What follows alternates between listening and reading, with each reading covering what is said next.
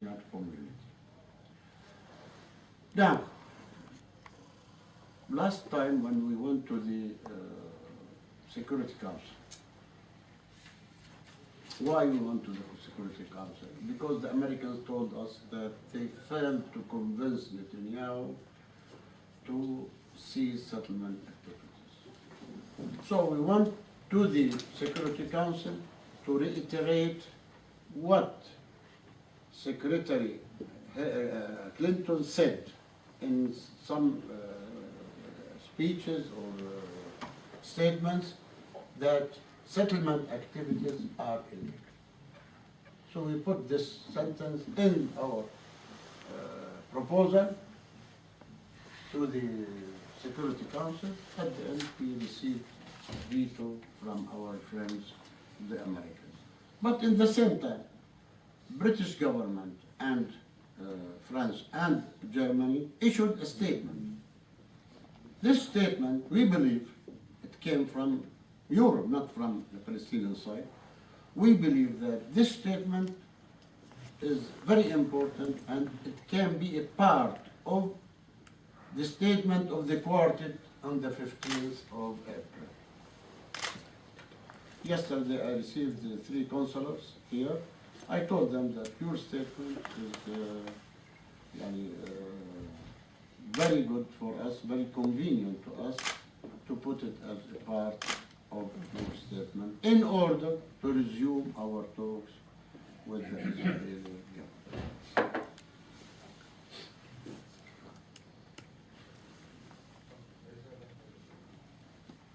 I don't have anything more. You do, but you don't have any more of our questions. I will take your question. Mr. President, I'll take the privilege of me sitting next to you. You're welcome. On the assumption that the negotiations will be resumed and an agreement will be reached according to the lines that were discussed already so many times, is it true to assume that as long as the negotiations between yourself and Hamas won't be solved, the implementation of the agreement will not take place? I will tell you something. According to our law, that the PLO, not the authority, is authorized to handle the peace process with the Israelis, which means I am the head of the PLO. This has been recognized by Hamas. Hamas used to reiterate this, that concerning negotiations, it's up to Abu Mazen, not up to us. Suppose we come to an agreement, I will send it to a referendum Okay. with the Palestinian people to say yes or to say no. But we prefer and we want the reconciliation to take place immediately. Now, I raised this question because of the fact that the swap territories are very adjacent, some of them are very adjacent to the Gaza Strip. Yes. So that was the reason why I brought it up, because But we cannot say it is here or there, or till now we didn't receive any official projects. I received maps from Olma, but it is not official to say the swab will be here or be there or be at any place. When we reach to this point, at least when we start talking about borders, about agreed swabs, and we start to demarcate the borders, at that time we will talk where the swabs will be, here, there, in the West Bank, and Gaza. I don't know.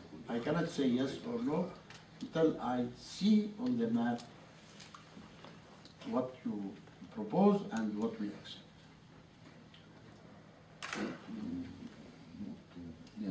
Our preference, of course, as the President said, is to solve the problem of the reconciliation now and immediately.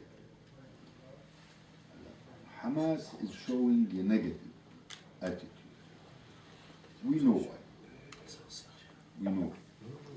But there is a strong demand by our people to have unity, to have reconciliation. People do not want to go into details. Who is responsible, why it was done like this, and how. They want unity and reconciliation.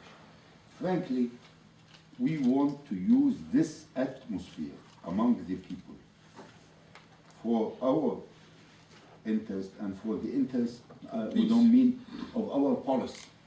See? And that's what is going on now. Now Hamas is trying to find excuses. They fear the security of Abu Mazen from Israeli bombardment, and that's why they don't want him to go to Gaza. They invent different stories to postpone it. Let me say, maybe they fear that if Abu Mazen will go to Gaza, something similar to what we witnessed in the Arab Street. Hundreds of thousands of Gazans will go to the street welcoming him, but nobody can guarantee, especially from Hamas side, that they will go back home.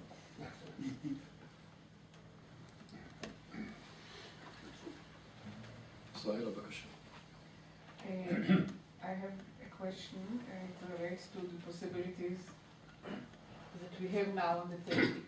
Many people in Israel, and I believe other places, are concerned because of they cannot see a final status agreement and right now between Israel and the Palestinians, and you know all the excuses sometimes and reasons for this. So there are some people raise the possibility of an interim agreement, like just dealing with Interim agreement. interim agreement, and the other people are raising the possibility of reaching a final status agreement and then waiting for the implementation of it. Personally, since Yasser Abu Drago is a witness for it, I'm part of the Geneva Accord, so you know where I stand. You with Geneva Accord. Yes. So I would like to hear from you what you think about the two options that I raised before, the interim and the delay of the implementation of the final status agreement. And if we talk about interim agreement, we heard about it since 7 years. When you say interim agreement, you don't put an end to the conflict, right? Which means the conflict will be open. At any time, the two parties have the right to open it by any means. War, terrorism, terrorism, whatever it is, which means that there is no peace in the Middle East. Second, why we are looking for an interim agreement, or what we call it state with provisional borders. What does it mean? But we look for incremental implementation if we know the end game. I know that the Israelis cannot withdraw in 1 second. We will have time, as it happened in Sinai, 3 years. Okay, let us put a schedule to the implementation for the solution, the last solution, not the interim agreement or what you call it. For that, we do not accept. And besides that, we will keep all the other issues outstanding, which means that there is no peace. There is no peace at all. To tell me that 60% or 70% or whatever it is, this is your state, and we will look for the other issues in the future. We are escaping from the reality. We want peace, because at the end, we have 6 core issues, of course, with the prisoners, and we have to put an end to the conflict. You don't want? If you don't want to put an end to the conflict, it means that everything will be open. Not for us only, but for everybody around. To say there is no peace. Let us talk, let us work, let us do something here and there. It is unacceptable.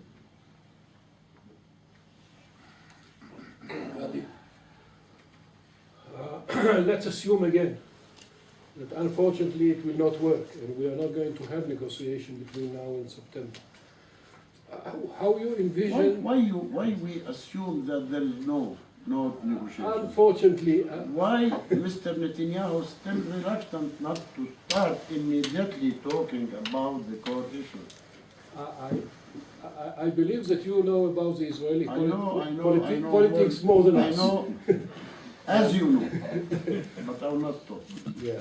So I'm not saying that this is what we want, but I'm saying that I just want to look at, because September is nearby, September is not so far away.